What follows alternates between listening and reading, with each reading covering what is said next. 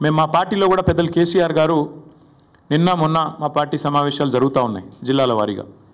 అక్కడ కొంతమంది ముఖ్యుల్ని కేసీఆర్ గారు పిలిపించారు. హైదరాబాద్ సంబంధించి, రంగారెడ్డి జిల్లా సంబంధించి, రాష్ట్రానికి సంబంధించి ముఖ్యులను పిలిచారు.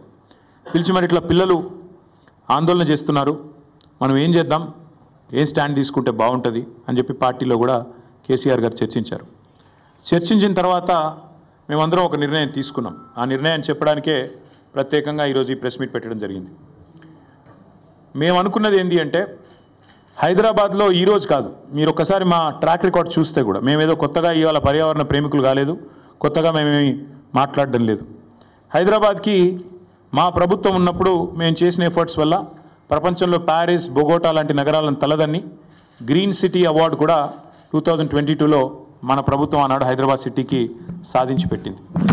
హరిత విప్లవాన్ని సృష్టించింది తెలంగాణ అని చెప్పి ఆనాడు జాతీయ అంతర్జాతీయ media green revolution mission Kakatiya అనండి, హరితహారం లాంటి కార్యక్రమం నుండి దానివల్ల అద్భుతాలు సృష్టించిన తెలంగాణ అని చెప్పి మరి ఆనాడు జాతీయ అంతర్జాతీయ సంస్థలు రాశాయి. ఇది మీ ప్రభుత్వ రిపోర్టే, మాది కాదు. 7.7% గ్రీన్ కవర్ పెరిగింది కేసీఆర్ గారి ప్రభుత్వంలో అని చెప్పి ఫారెస్ట్ సర్వే ఆఫ్ ఇండియా ఇచ్చిన రిపోర్టు మీ ఎంసీఆర్హెచ్ఆర్డి వెబ్సైట్లో ఉంది, ముఖ్యమంత్రి గారు కావాలంటే చూసుకోవచ్చు.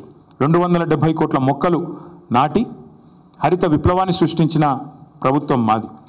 హైదరాబాద్, కొరియాలో జరిగిన ఒక అంతర్జాతీయ ఈవెంట్లో ప్యారిస్ని, బొగోటాని, మెహికోని వీటన్నిటిని కాదని ఆనాడు అంతర్జాతీయ అవార్డు గెలుచుకున్న సందర్భంగా జాతీయ పత్రికల్లో వచ్చిన వార్తలు. జాతీయ స్థాయిలో forest survey of India Telangana ranks first in the nation in environment conservation forest cover. ఇది మా ట్రాక్ రికార్డ్, ఇది మేము సాధించిన విజయాలు. ఇక మళ్ళీ అదే మాట మళ్ళొకసారి, హరితహారం వల్ల మేము హెచ్ఎండిఏలో చేసిన ఎఫర్ట్స్ వల్ల గ్రీన్ సిటీ అవార్డు వచ్చిన విషయం. అదే మాదిరిగా ఇగో ఇది డేటా. ఒక 10 ఏళ్లలో భారతదేశంలో ఏ నగరంలో గ్రీన్ కవర్ పెరిగింది అంటే మెట్రోస్లో. ఇది data, times of India report. ఇది డేటా చూడండి. బొంబాయి, ఢిల్లీ, చెన్నై, అదేవిధంగా కోల్కతా, బెంగళూరు, హైదరాబాద్ ఇవన్నిటిని కలిపి చూస్తే హైదరాబాద్లో అత్యధికంగా గ్రీన్ కవర్ పెంచింది తెలంగాణ ప్రభుత్వం కేసీఆర్ గారి హయాంలో అని మరి జాతీయ స్థాయిలో వచ్చిన రిపోర్ట్స్. ఇక ఎంత పెరిగింది, ఎన్ని స్క్వేర్ కిలోమీటర్లు పెరిగింది తెలంగాణలో అంటే ఇదొక రిపోర్టు. ఇట్లా ఒకటి కాదు, నేను 100 చూపెడతాను. ఇది ఒక్క పిక్చర్ మీకు అన్ని విషయాలు చెప్తుంది. ఆ తర్వాత భారత ప్రభుత్వం చెప్పింది కూడా ఒక మాటలో చెప్తాను. This one picture will speak volumes. భారతదేశంలోని 28 రాష్ట్రాల్లో ఎక్కడ గ్రీన్ కవర్ పెరిగింది అంటే ఇగో this is Telangana and the growth, decadal growth of green cover in Telangana. ఇది భారత ప్రభుత్వం పార్లమెంట్లో ఇచ్చిన రెస్పాన్స్. 2021 జూలై 23 నాడు భారతదేశంలో ఏ సంవత్సరంలో ఎంత పెరిగింది గ్రీన్ కవర్, ఎంత పెరిగింది అడవి అంటే ఇది భారత ప్రభుత్వం 2021లో ఇచ్చిన రిపోర్టు. అత్యధికంగా తెలంగాణ రాష్ట్రంలో పెరిగింది అని పార్లమెంట్లో ఇచ్చిన సమాధానం. బయోడైవర్సిటీని తెలంగాణ ప్రభుత్వం ఎట్లా కాపాడుతుంది అని చెప్పి వచ్చిన వార్తలు. అన్నిటికీ మించి మేమేదో ఒక హైదరాబాద్లోనే చేయలేదు. తెలంగాణలో మా ప్రభుత్వం ఉన్నప్పుడు ప్రతి పల్లెలో పల్లె ప్రకృతి వనాలు పెట్టి, చిన్న పల్లె కూడా 19,472 పల్లె ప్రకృతి వనాలు పెట్టింది కేసీఆర్ గారు. మొత్తం 13,657 ఎకరాల్లో పల్లె ప్రకృతి వనాలు పెట్టింది. పల్లెల్లో కూడా పచ్చదనాన్ని పెంచింది మా ప్రభుత్వం. మండల స్థాయిలో 2011 బృహత్ ప్రకృతి వనాలు పెట్టింది. మొత్తం 6,298 ఎకరాల్లో ఆనాడు కేసీఆర్ గారి ప్రభుత్వం. హైదరాబాద్ చుట్టూతా 108 అర్బన్ లంగ్ స్పేసెస్ క్రియేట్ చేసి వాటిల్లో కూడా మరి వేలాది ఎకరాల్లో ప్రజలకు కండ్లకోయ ఆక్సిజన్ పార్క్ కావచ్చు, ఉప్పల్ వైపు కావచ్చు, మీరు ఎటువైపులా పోయినా మొత్తం 108 అర్బన్ లంగ్ స్పేసెస్ క్రియేట్ చేసింది కేసీఆర్ గారి ప్రభుత్వం. అట్లాగే 1,00,000 పైచిలుకు పంచాయతీరాజ్ రహదారుల వెంబడ అవెన్యూ ప్లాంటేషన్ చేయడం జరిగింది. 12,000 కిలోమీటర్ల పైచిలుకు R&B రోడ్ల వెంబడ కూడా మరి మల్టిపుల్ అవెన్యూ ప్లాంటేషన్ చేయడం జరిగింది. ప్రతి ఊర్లో నర్సరీ ఉన్న ఒకే ఒక్క రాష్ట్రం భారతదేశంలో తెలంగాణ. 14,864 నర్సరీలు మున్సిపాలిటీలతో కలిపి, హైదరాబాద్తో కలిపి, ప్రతి ఊరితో కలిపితే దాదాపు 15,000 నర్సరీలు ఉన్న ఒకే ఒక్క రాష్ట్రం తెలంగాణ. 270 కోట్ల మొక్కలు పెట్టిన ఒకే ఒక్క రాష్ట్రం Telangana. That is our commitment. మాకేదో కొత్తగా ఈరోజు ఎన్వైర్న్మెంట్ గురించి మాకు ఎవరి దగ్గర కితాబులు అవసరం లేదు. ఇదంతా ఎందుకు చెప్తా ఉన్నా అంటే we have taken a decision as a party.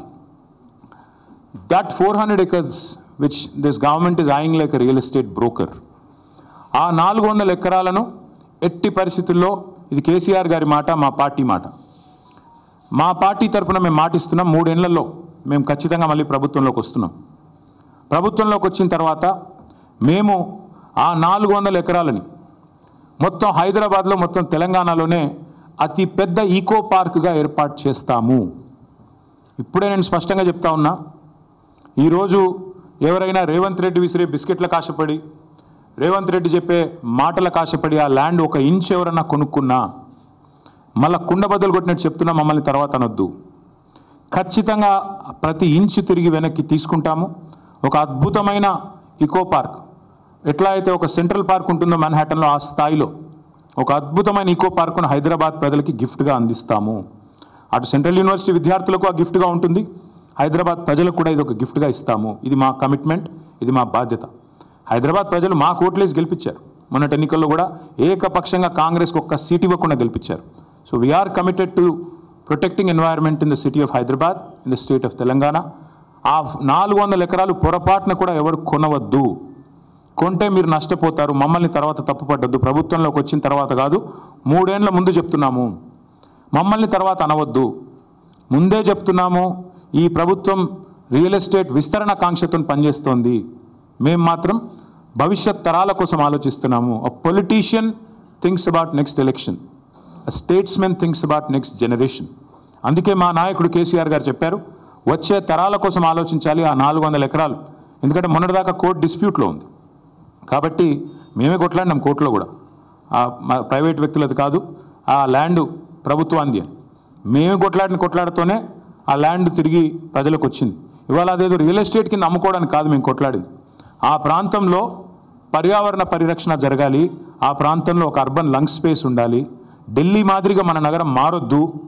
ఢిల్లీలో ఎట్లయితే ఎయిర్ క్వాలిటీ దెబ్బతిని ఇవాళ మాస్కులు వేసుకొని తిరిగే పరిస్థితి వచ్చిందో, ఎయిర్ క్వాలిటీ డేంజరస్ లెవెల్స్గా ఉంది అని చెప్పి ఇవాళ వివిధ దేశాలు అక్కడి ప్రజలు ఎవరైతే ఉన్నారో వారికి చెప్పే పరిస్థితి వచ్చిందో, ఆ పరిస్థితి హైదరాబాద్కి రాకూడదు. భవిష్యత్ తరాలు బాగుండాలి అంటే, మన పిల్లలు బాగుండాలి అంటే, so we're committed and we're committing to making sure this 400 acres of Kanche Gachibowli land will be converted into an eco park, and we are requesting all the people who are interested in coming and joining with us. మా శ్రీనివాస్ యాదవ్ గారు ఇందాకనే నాతో అన్నారు, అన్న పిల్లలు ఆందోళన చేస్తున్నారు, మనం వెళ్ళాలి అన్నారు. ఎస్, మేము కూడా పోవాలని ఆలోచించినాం. కానీ దుర్మార్గులు కాంగ్రెస్ వాళ్ళు మేము ఆడ అడుగు పెట్టంగానే ఇది మొత్తం బీఆర్ఎస్ వాళ్ళే నడిపిస్తున్నారు అని పనికిమాలిన మాటలు మాట్లాడతారు. అందుకే కొద్దిగా దూరంగా ఉన్నాం. But I think the time has come. మేము కూడా ఇప్పుడు ప్రభుత్వం కనుక వెనక్కి తగ్గపోతే మేము కూడా పిలుపునిస్తాం. మొత్తం హైదరాబాద్ ప్రజలతో పాటు మా ప్రజాప్రతినిధులందరం కూడా we will March to HCU. వదిలిపెట్టం. ప్రభుత్వం వెనక్కి తగ్గాల్సిందే, తగ్గకపోతే వదిలిపెట్టం. ఎట్టి పరిస్థితుల్లో కూడా ఊరుకోం.